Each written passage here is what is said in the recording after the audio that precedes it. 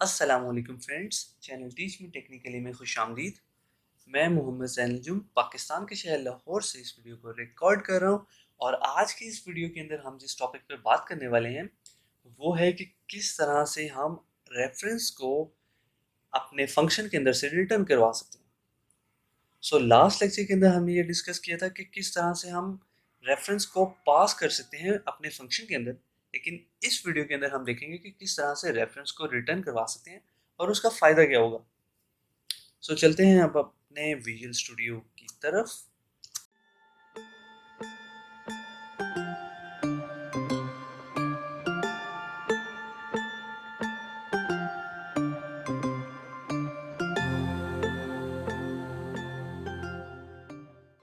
यहाँ पर ये हमारे पास लास्ट कोड लिखा हुआ है, ठीक है, जो हमने लास्ट लेक्चर में किया था।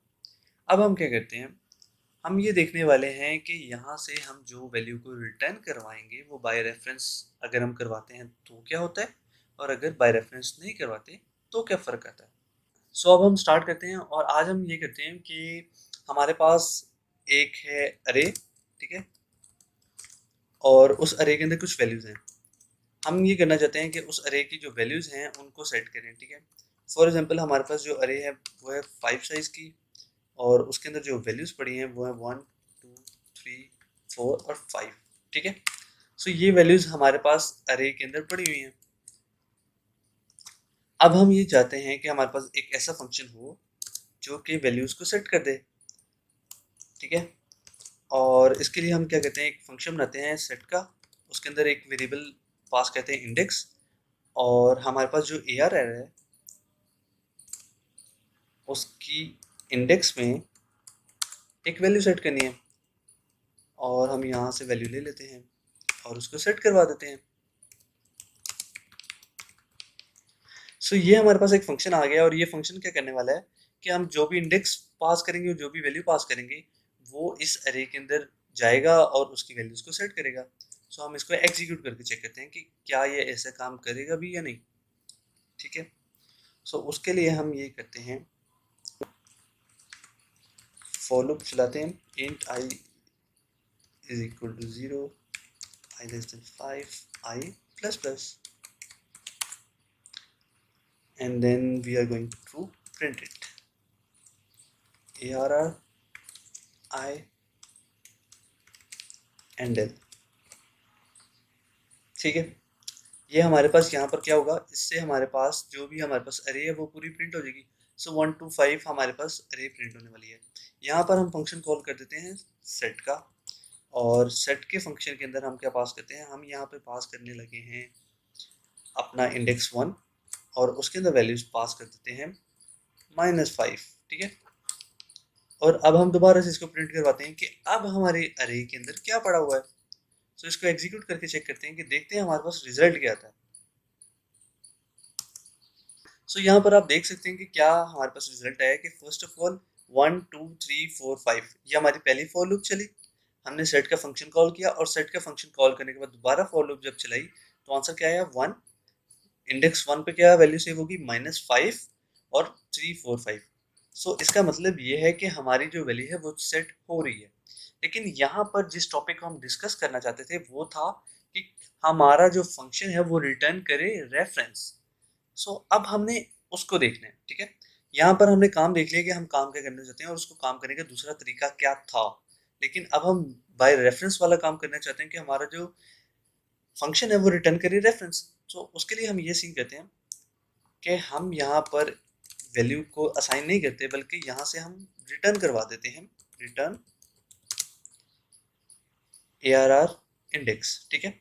और यहाँ पर क्योंकि अरे हमारे पास इंटीजर है तो इंटीजर, और हम यहाँ पर उसका रेफरेंस जो है वो उसको रिटर्न करवाना चाहते हैं, और यहाँ पे हमें इसकी वैल्यू की ज़रूरत नहीं है। ये हमारा फंक्शन अपडेट हो गया, और इस फंक्शन के अंदर अब हमारा ये जो फंक्शन क्या कर रहा है, हम इस फंक्शन को पास करेंगे एक इंडेक्स, और इंडेक्स पास करने के बाद ये हमारा फंक्शन क्या करेगा, वो जो अरे है उसका रेफरेंस पास करेगा। और रेफरेंस पास करने का क्या मतलब है, रेफरेंस पास करने का मतलब एग्जैक्टली यही है कि हमने ARR इंडेक्स जो है समझे कि वो इस फंक्शन के बाहर लिख लिया है, ठीक है। और हमारा जो एड्रेस है वो हमें यहाँ से रिटर्न हो जाएगा। बेसिकली हमें पूरी मेमोरी लोकेशन है वो इस फंक्शन से बाहर हमें मिल जाएगी, उसका एग्जैक्ट जो हमारे पास लोकेशन है। ठीक है, सो यहाँ पर हमने क्या किया, सेट 1 कर दिया। अब हम यहाँ पर एक दफ़ा आपको मैं सी आउट करवा के देखता हूँ कि हमारे पास एक्चुअल में आउटपुट क्या आती है। ठीक है, फिर आपको सही से समझ आएगी। सो यहाँ पर हमारे पास आउटपुट आ चुकी है और आप यहाँ पर देख सकते हैं कि हमारे पास आउटपुट में क्या आया, 1 2 3 4 5। 5 के बाद हमारे पास क्या प्रिंट हुआ, 5 के बाद हमारे पास प्रिंट हुआ 2। ठीक है, 2 के बाद हमारे पास वही वो नीचे जो फॉर लूप लगी है वो प्रिंट होगी 1 2 3 4 5। ठीक है, इस वजह से वो 21 लग रहा है, वरना हमारे पास यहाँ पर जो प्रिंट हुआ है वो हुआ है 2। अब यहाँ पर 2 क्यों हुआ है, क्योंकि हमारे पास जो इंडेक्स 1 पर जो वैल्यू पड़ी हुई है वो क्या है 2। ठीक है, इस वजह से यहाँ पर वो प्रिंट होगी। लेकिन क्योंकि ये हमने बाय रेफरेंस किया है, सो इसकी वजह से हम यहाँ पर वैल्यू को सेट भी कर सकते हैं। और वो कैसे, हमने लिखा सेट 1। अब सेट 1 करने से क्या हुआ, यहाँ पर हमें रेफरेंस बाहर आ गया। मतलब ये कि सेट 1 जो हमने लिखा हुआ है इसका एज इट इज़ यही मतलब है कि हमने यहाँ पर ये लिखा हो अरे 1। ठीक है, और क्योंकि आपको पता है कि अरे 1 इज इक्वल टू, अगर मैं -9 कर देता हूँ, इससे वैल्यू सेव हो सकती है।